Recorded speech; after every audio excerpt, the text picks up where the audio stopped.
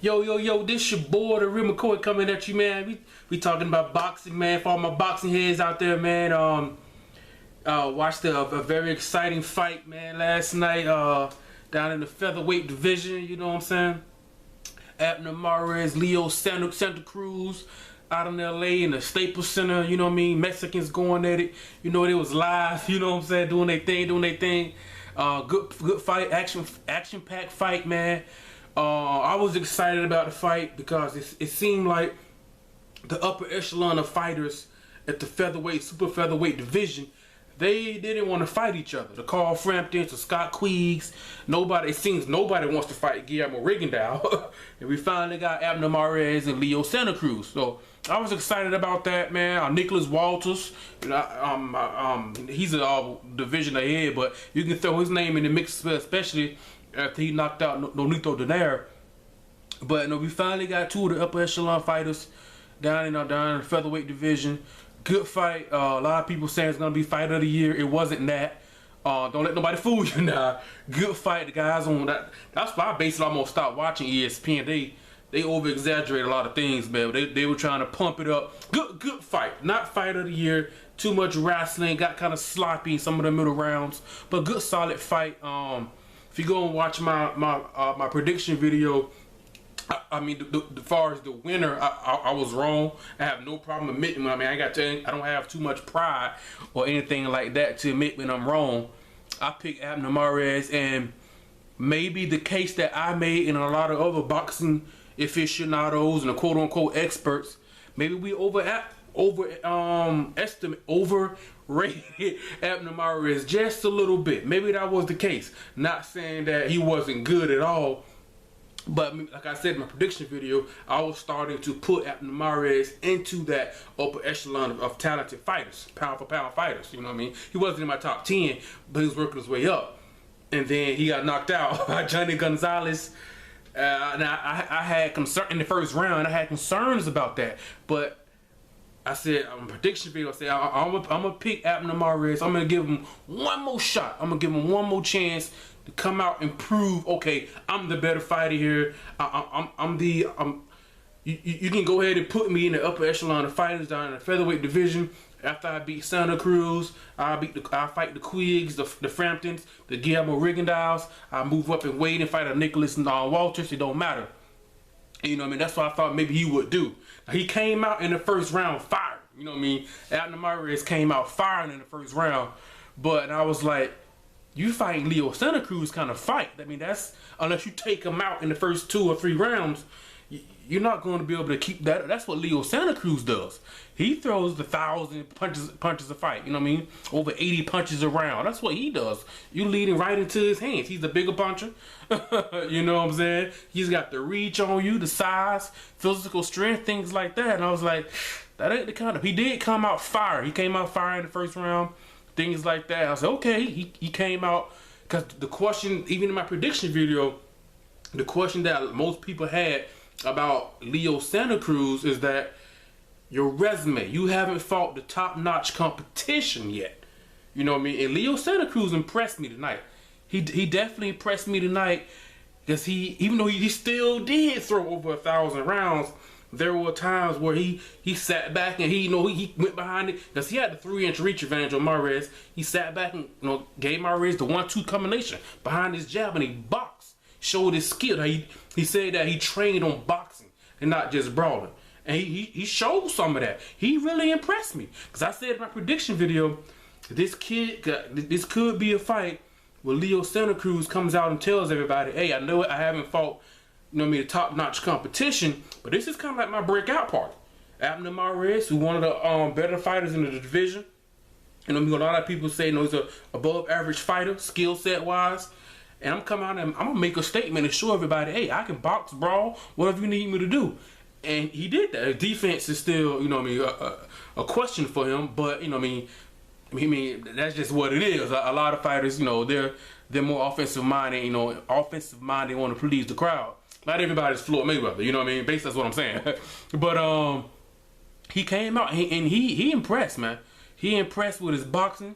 And then when it got a little physical and started wrestling on the inside, you know, he was the bigger puncher. He's a stronger guy, things like that. So, you know what I mean? But I mean, I was excited about the fight. Here's my, you guys can see that there. You know what I mean? Took all my notes. You know what I mean? I had Santa Cruz winning 117 to 111, 9 rounds to 3. Just like Teddy Atlas, just like 2 of the judges. One judge had that fight a draw. That fight was not a draw. No need for a rematch. We know who the winner is. You know what I mean? Things like if they did have a rematch, it would just be a rematch just for entertainment purposes. You know what I mean? And that's if you want to be entertained, fine. But if you want to clarify, you know what I mean, start having, you know, guys can unify belts. There's no need for that rematch. Leo Santa Cruz, I mean, you win 9 rounds out of 3 against another fighter. You're clearly the better guy. I mean, that's the draw. I don't know where that came from. You know what I mean? But as boxing fans, we need Leo Santa Cruz to move on. We need not just move on, but move on to other guys. The Queegs, the Framptons, the Rigendaus, the Nicholas Walters. That's what we need to ask for. There's no need to have a rematch. No. I was a little bit nervous that I was going to miss it because I live here in Central Florida and we had like a hurricane / tropical storm headed towards Florida.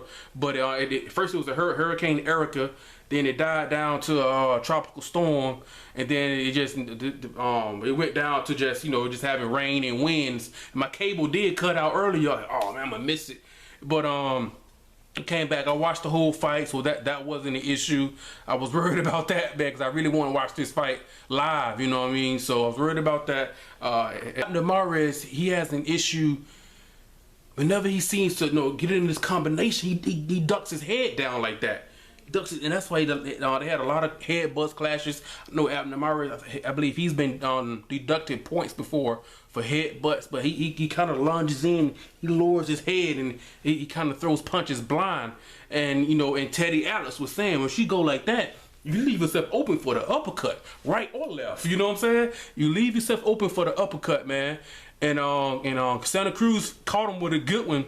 I believe it was round 8, 9, something like that. Caught him with a good one. And see, if you look at my score, I had Mares came out flying in the first round. The second round was close. I ended up giving it to Cruz. Second and third to Cruz. I gave round 4 to Mares. I gave round 5 and 6 to Santa Cruz. I gave round 7 to Mares because he was starting to box a little bit. Okay, he's gonna box for the rest of this fight. He kind of turned it around. Still a close round. And then rounds 8 through 12, I gave it to Santa Cruz. He wore Abner Mares down. You know what I mean? I thought Mares was gonna come out and try and box, you know, but Santa Cruz did the better boxing job. You know what I mean? He did the better. Santa Cruz really impressed me, man. He really impressed. We all knew he could bang and brawl. You know what I mean? He did that. But he impressed me in some of the middle rounds when he boxed. He came behind his jab, hit Mares with a couple of good 1-2 combinations, used his reach. You know what I mean? The skills, like, okay, because like I said earlier, he said he trained on that. He trained on his boxing. I was like, okay, now that was impressive. He still threw over 1,000 punches. You know what I'm saying? He impressed me. Like I said, I picked Abner Mares to win. I thought he had one more good fight in him. You know what I mean? But I said if Cruz won, it wouldn't surprise me. I knew it wasn't going to be a knockout. Even though I thought Mares was going to go down a few times. Not knocked out, but I thought he was going to go down a few times. You know what I mean? But Leo Santa Cruz impressed me, man. Because we all been saying, Leo Santa Cruz, you ain't fought nobody. Your resume is weak. Your resume is weak, man. He came out, he fought Abner Mares. I mean, I thought he won 9 rounds. At best, 8 rounds to 4. 116, 112, something like that. But he was clearly better. And now it's time for Leo Santa Cruz. Okay, yeah, you need to fight the Guillermo Rigondeaux. You need to fight the Scott Framptons. I mean, Carl Frampton, Scott Queegs, the Nicholas Walters. It's time to start cleaning out this division here. So these guys need to start separating themselves. You know what I mean? Rigondeaux, he's right there. He's right there. Frampton, Queeg, Nicholas Walters, I mean, they're right there. 2016 is right around the corner. Let's start setting these fights up. This is what fighting fans, this is what we want now. These are the fights we want, you know what I'm saying? Congrats to Leo Santa Cruz, man. Good fight. The way he boxed is impressive. You know what I mean? There was a lot of brawling, a lot of holding, a lot of wrestling. The referee had to stop him a couple of times with all the wrestling and stuff. Some headbutts, because Anthony Mares tend to lean in when he throws punches with his head. You know, I mean, kind of like Evander Holyfield sometimes. You should do that. Bernard Hopkins is known for doing that, things like that. Come in with the head, you know what I mean? But Leo Santa Cruz, I mean, the knock was on him was a resume. Now he has a solid name on his resume. Abner Mares, you know what I mean? Some say maybe he was overrated, but I mean, hey, it's a step up. It's kind of like Deontay Wilder before he fought Ben Stavern. It was a step up. It's a step up. It's a stepping stone, you know what I mean? So, I mean, Leo Santa Cruz impressed me, man. I mean, a lot of you guys may disagree, but he impressed me, man. I still don't know if I don't see him beating a Guillermo Rigondeaux. I really don't. I think Quig will give him some issues as well. But if he does his boxing, his right hand is always there. Now he has something up with his right hand where he does like this, and he was even doing it between rounds. He was shaking his. I don't know if it's an injury or just subconsciously something he does. Don't even realize he's doing it. Where he kind of shakes his right. He shakes his right hand like that. He kind of shakes it like that.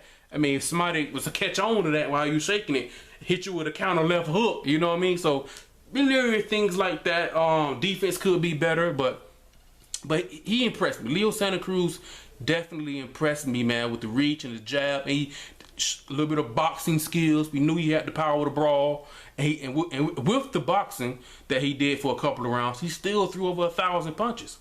That's what makes him a threat, makes him dangerous to go along with the punching power. But like I say, he impressed me. He's got a solid name on his resume. Now everybody in the featherweight division, we calling you guys got to start fighting. The featherweight division, you guys need to start fighting, man. The Framptons, the Quigs, the Rigondeaux, and the Nicholas Walters, the Santa Cruz. We gotta clean house up. We gotta clean out this house now. Let's go. You know what I mean? But anyway, another great night of boxing for all from boxing fans, all the boxing heads, man. Good fight, good impressive fight, man, by Santa Cruz. Good fight. He impressed me. Let me know what you guys think, man. Like, subscribe, man. Leave a comment, all that good stuff. And let me know what you think, man. This your boy, The Real McCoy, man. I'm pumped up. Good fight, man. I'm out. Peace.